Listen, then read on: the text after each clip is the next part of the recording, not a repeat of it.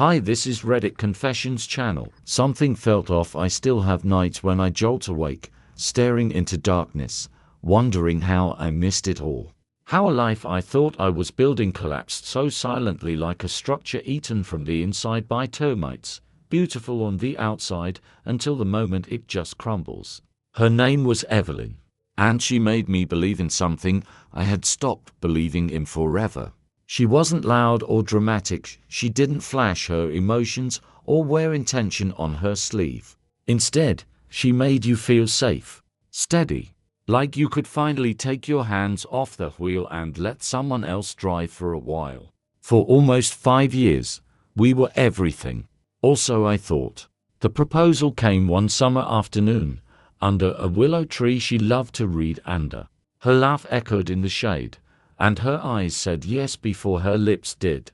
We dove into wedding planning with a kind of excitement that people envy. Picking out songs, cake flavors, even laughing about her inability to choose between ivory and champagne for the bridesmaids' dresses. But as weeks passed, something shifted. Subtle things. She would trail off mid-sentence while texting. Her attention, once rooted in every detail of our future, became scattered like petals in the wind. I chalked it up to stress. After all, planning a wedding was no small feat. But then came the night of her girls' retreat. She mentioned it casually, spooning soup at the dinner table. Just a night away with the girls. Think of it like a pressure release before the wedding madness fully sets in. I smiled and nodded. You deserve it, I said. And I meant it. What I didn't say was, why does your smile look guilty? Part E. The night she left, she packed light to light for a full weekend, I thought. Her outfit was sharp, deliberate. Lipstick she hadn't worn in a year. The kind that said she didn't want to blend in. I watched her through the reflection in the hallway mirror. She caught me staring and gave a wink, as if to say, don't be boring, it's just a weekend. I didn't question it. I didn't stop her. And maybe that was my first mistake. That night, I couldn't sleep. Every creak in the house sounded wrong.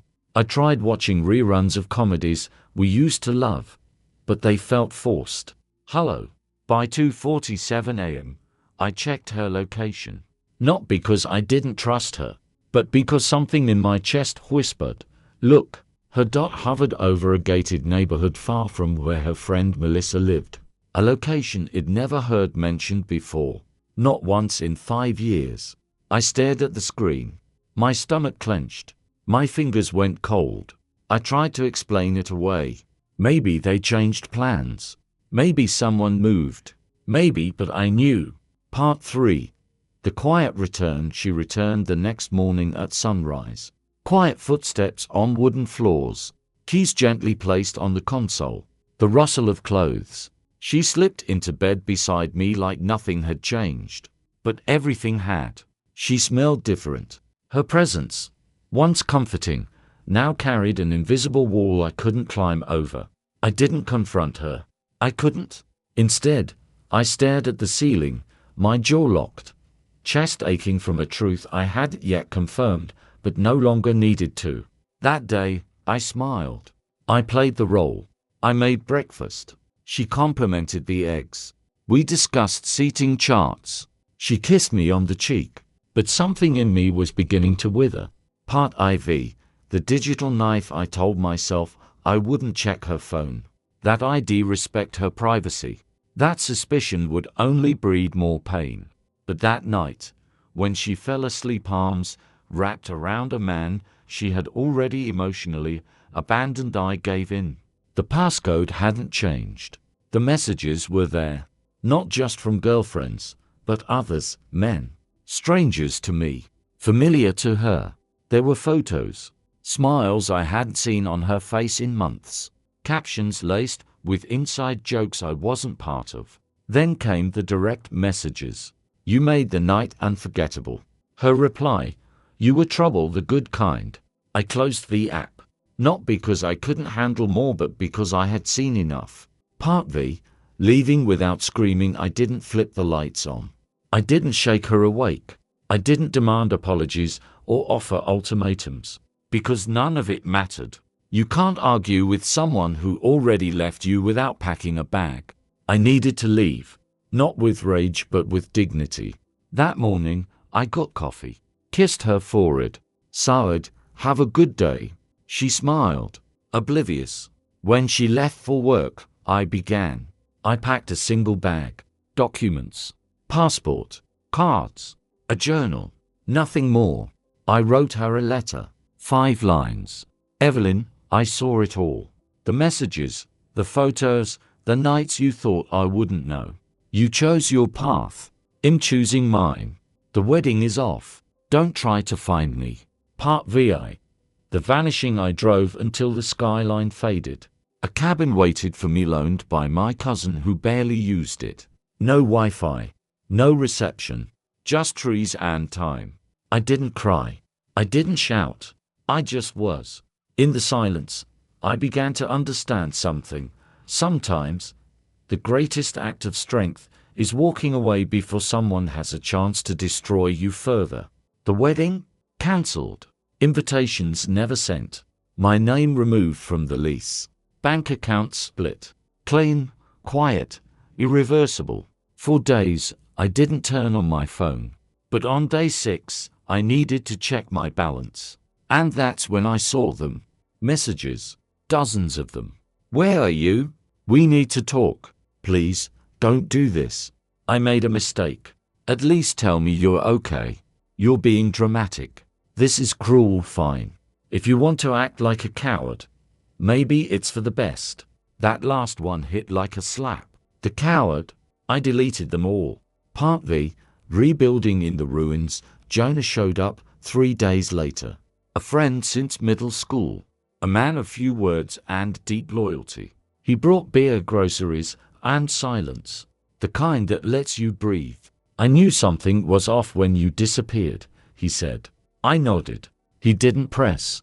Instead, he asked, "What now?" I didn't know, but I knew what I wouldn't do: return to a life built on betrayal. I thought about the people I'd disappointed, the guests who'd wonder why the wedding never happened. Her family, mine. But their confusion wasn't my burden. Part 8. Home is where healing begins. When I couldn't sleep again, I made a decision. I called the only man who ever taught me how to survive pain without turning it into poison: my father. He answered on the second ring. "You okay?" he asked. "No," I whispered. "Come home," he said. So I did. The house hadn't changed. The porch still creaked. The coffee still tasted burnt.